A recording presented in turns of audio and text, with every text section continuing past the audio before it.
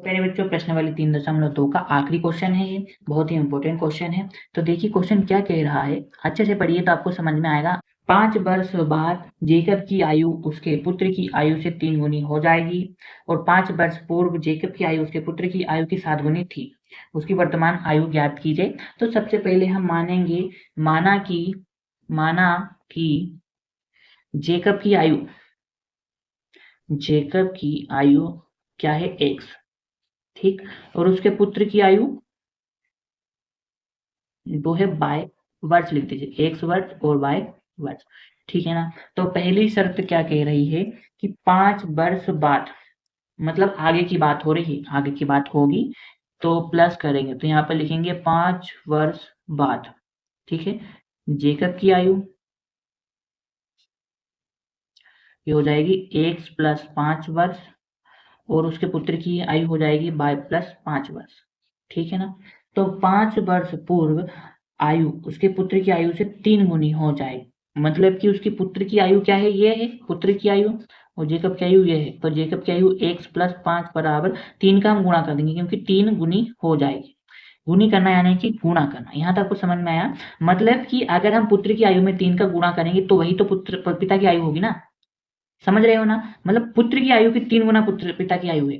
जीव की आयु जो उसके पुत्र की आयु की 3 गुना है, तो उसके पुत्र की आयु में मैंने 3 का गुणा कर दिया। यहाँ तक आपको समझ में आ गया होगा। अब इसको हम सोल्व कर देंगे। x प्लस 5 बराबर 3 बाय 3 पंजे 15। इसको यहाँ पर छोड़ दो या फिर इसको उधर भेज दो, तो हमें पास x का मान आ जाएगा। हमको हल ज्यादा नहीं करना पड़ेगा, ठीक है ना।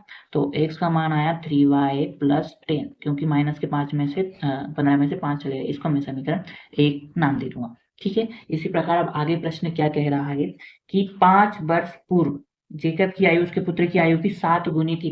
5 वर्ष पूर्व यानी कि पुरानी बात हो रही है, 5 वर्ष पूर्व यानी पहले। तो 5 वर्ष पूर्व यानी कि माइनस होगा। तो 5 वर्ष पूर्व पिता की आयु कितनी है, हमने मानी x, और 5 वर्ष पूर्व यानी माइनस का 5, ठीक है। यहाँ पर तो ये होगी पिता की आयु और पुत्र की आयु हमारी हो गई y माइनस 5, ठीक है। तो 5 वर्ष पूर्व उसकी 7 गुना थी, मतलब उसके पुत्र की आयु से 7 गुना थी।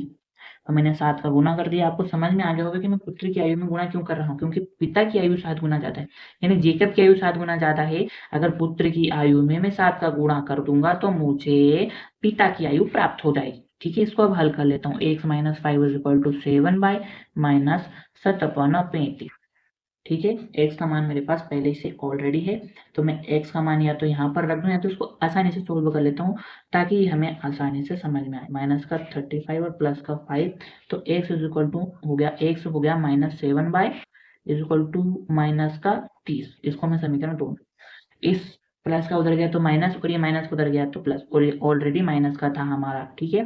तो हमारा दूसरा समीकरण बना x minus 7 by is equal to 30। इसको आगे हल करेंगे तो इस समीकरण में समीकरण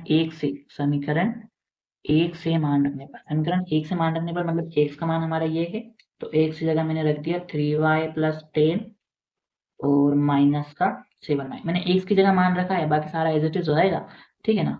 इज इक्वल टू माइनस 3। तो प्लस का 3y और माइनस का 7y, तो प्लस के 3 में से माइनस का 7 गया तो बचा माइनस का 4y, प्लस का 10 ऑलरेडी है और माइनस का 30।